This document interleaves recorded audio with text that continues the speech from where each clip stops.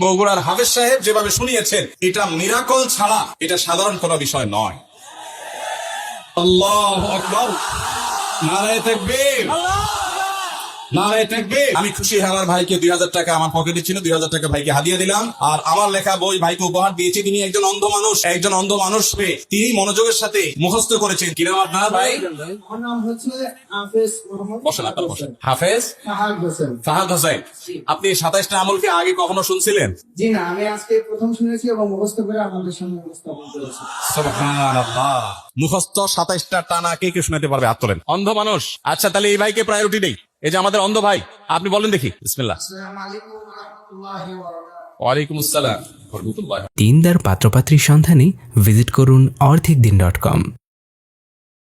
2 নম্বর আমল রমজানের রোজা রাখা। 3 নম্বর আমল রমজান মাসে রাত্রি জাপাতে তারাবি পড়া। 4 নম্বর আমল সাহরি করা। 5 নম্বর আমল সাহরি শেষ সময়ে সাহরি করা। 6 নম্বর আমল ইফতার করা। 7 নম্বর আমল তাড়াতাড়ি ইফতার করা। 8 নম্বর আমল ইফতারের দোয়া পড়া। 9 নম্বর আমল সাহরি ও ইফতারে খেজুর খাওয়া। 10 নম্বর আমল সকল ধরনের পাপাচার থেকে নিজেদেরকে। 11 নম্বর আমল মিথ্যা কথা এবং কাজ থেকে বিরত থাকা।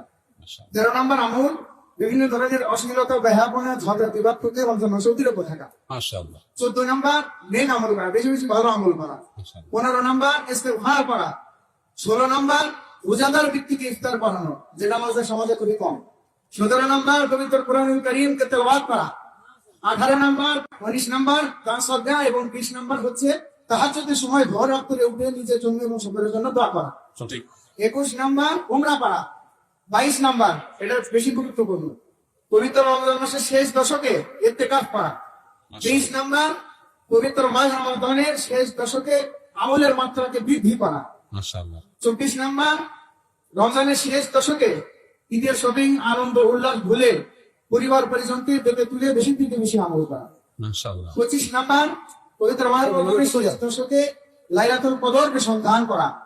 26 নম্বর, পবিত্র মাস রমজানের শেষ দশকে লাইলাতুল কদরের স্পেশাল দোয়া, যেটা আল্লাহুম্মা ইন্নাকা আফুকুন তুহিব্বুল আফওয়া ফাফু আননি, এই দোয়াকে বেশি থেকে বেশি করা।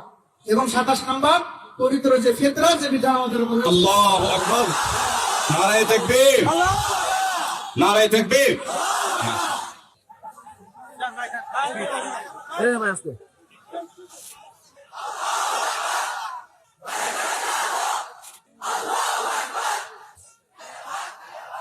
মাশাআল্লাহ। সাহেব ওনাকে বিশেষ উপহার দিচ্ছেন, নগদ অর্থ পুরস্কার দিয়েছেন। মাশাআল্লাহ, মাশাআল্লাহ, মাশাআল্লাহ। কি নাম ভাই আপনার? ওনাকে মাইকটা দেন একটু। কি নাম আপনার ভাই? আমার নাম হচ্ছে হাফেজ মোহাম্মদ বসেন, আপনারা বসেন। হাফেজ ফাহাদ হোসেন। ফাহাদ হোসেন, আপনি 27টা আমলকে আগে কখনো শুনছিলেন? জি না, আমি আজকে প্রথম শুনেছি এবং মুখস্থ করে আপনাদের সামনে উপস্থাপন করেছি। সুবহানাল্লাহ। ভাইরা আমার এর আগের রেকর্ড আপনাদেরকে আমি বলেছি। গত 2 বছর আগে এই রমজানের 27 আমলের এই সংকলন কোরআন হাদিস ঘেটে আমি গবেষণা করে এটা বের করেছি, এবং 2 বছর আগে নোয়াখালীর সোনাইমুড়িতে আমি এই বক্তব্য রেখেছিলাম ঘন্টা ব্যাপী। আমার মনে আছে সেদিন এক যুবক দাঁড়িয়ে টানা 27টি আমল আমাকে শুনিয়ে দিয়েছেন। কিন্তু আজকে এই বগুড়ার হাফেজ সাহেব যেভাবে শুনিয়েছেন, এটা মিরাকল ছাড়া এটা সাধারণ কোনো বিষয় নয়। একটি জায়গায় তিনি বাদলেন না, একটু ভাবতেও থাকে হলো না। আল্লাহ রাব্বুল আলামিন তাকে ইলমে, আমলে, তাকওয়াতে, তাহারাতে সবকিছুতে আল্লাহ তাআলা বরকত দিয়ে কামিয়াব করুন। আল্লাহ আমাদের সবাইকে আমলের তৌফিক দান করুন। বগুড়ার মানুষ চ্যালেঞ্জে এগিয়ে গেল এবং সকল রেকর্ড ভঙ্গ হয়ে আমি নতুন করে আপ্লুত হলাম। আল্লাহ তাআলা আমাদের সবাইকে রমজানের পুরা সমস্ত আমলগুলোকে যথাযথভাবে আমল করার তৌফিক দান করুন। আমি খুশি, আমার ভাইকে 2000 টাকা আমার পকেটে ছিল, 2000 টাকা ভাইকে হাদিয়া দিলাম।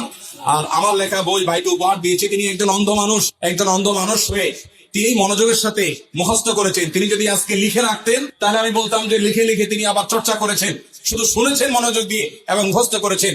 ওয়াজ মাহফিল তো এরকম হওয়া দরকার যে ওয়াজ মাহফিলে কথা শুনবে সেটা আবার শোনাবার মতো যোগ্যতা থাকবে, এইভাবে শুনবে। আল্লাহ আমাদের সবাইকে সেভাবে শোনার তৌফিক দান।